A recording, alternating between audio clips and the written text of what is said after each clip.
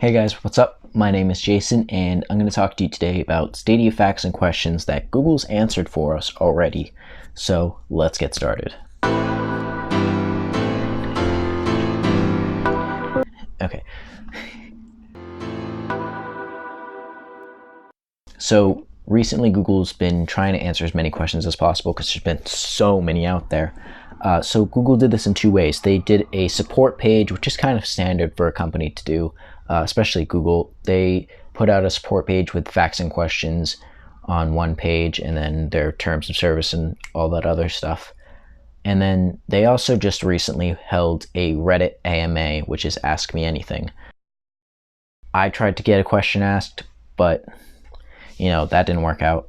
They started 6 minutes earlier than they were supposed to. It was actually really annoying. A lot of questions did get answered at that Reddit AMA, so I just wanted to go over some of those now and some of the questions from the Stadia support page. Some of the questions on the Stadia support page I've already gone over, so I'll just reiterate those a little bit. I won't go over all of them because there's a lot of questions on that page. Will Stadia controllers also connect via Wi-Fi to phones and tablets, or can you also connect via USB-C? So I explained this in my controller video. You can connect your controller to Wi-Fi through its Bluetooth that's built in, but you cannot use that Bluetooth for anything else besides connecting it to Wi-Fi. Unfortunately, Google doesn't plan to support Bluetooth audio, at least right now. You establish the Wi-Fi connection with Bluetooth, and then you can also connect it via USB-C to USB-A or to USB-C to whatever phone, or more specifically the Pixel products, and whatever laptop or desktop you're planning on using Stadia for. But if you have the Chromecast Ultra, you can just use Wi-Fi connection. They didn't explain anything about a USB-C to Ethernet adapter connection. We're assuming it's not going to be possible, but if it is, that'd be great because it can ensure slightly more stable internet connection than Wi-Fi will. One big question a lot of people have been asking is, will Stadia be able to work with VR? And Google said no, they're not planning on doing this right now. VR is really a step ahead of just normal gaming in general. So Google wouldn't want to be trying to take on cloud gaming at the same time as VR. That would be trying to take up way more than they could probably handle. One other big question a lot has been going on in discussions about this is what happens if publishers drop support for your game. You're going to keep the games, and so nothing's really going to happen. You're going to be able to keep the games, and you're going to get to play with whoever's still on those games.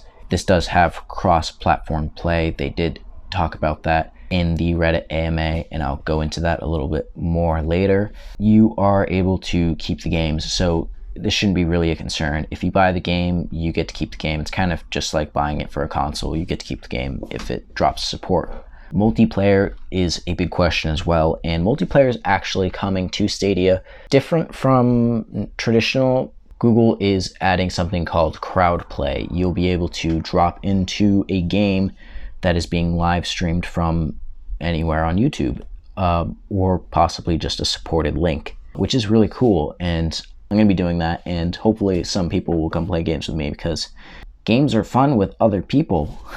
They did say Stadia officially supports up to 4 players locally. They did not specify it enough to tell us what the 6 different screens on this meant.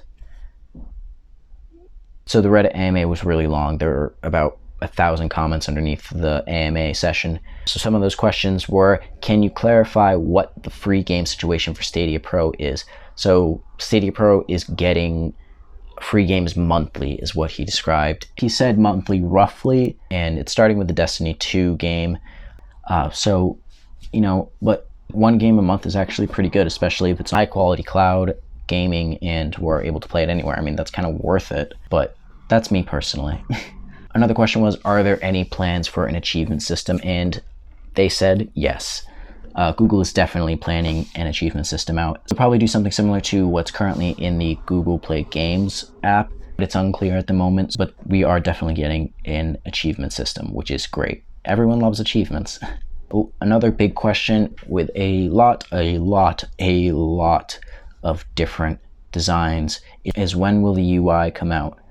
So the UI, if the concepts are at all accurate, that'd be great because they're pretty beautiful.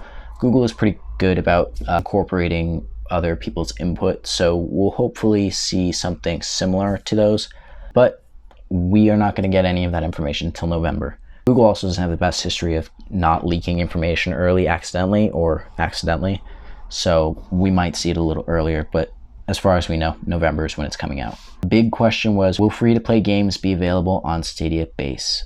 So unfortunately, he said no. We're not getting free games for Stadia Base members. You still buy the game at full price like we are, except you are not going to be able to play it at the highest resolution. And that's really, I mean, it's still everywhere. What the heck? Why aren't you buying this? One question was what other features are going to be announced with Stadia. I mean, it's Stadia. It already kind of lives up to its own hype that it made. I mean, it's cloud gaming everywhere. What? They did comment saying that there is going to be social, no downloads or patches, and there's going to be a nice fancy store and everything. So just pretty much exactly what you're already expecting. Is cross-platform play a realistic possibility, or is it just something Stadia is hoping to achieve? We all love cross-platform play, and they actually said that literally, we love cross-platform play. So we are definitely going to be getting cross-platform play and cross-progression, which is up to each developer, but you know, why not? Will Stadia have its own global chat and friend system, or will it depend on the game developers to implement this feature? So he actually said something really smart with this. He said that he thinks of games as the main social platform of the future. Well, think back to that great-ass movie. Yeah, probably.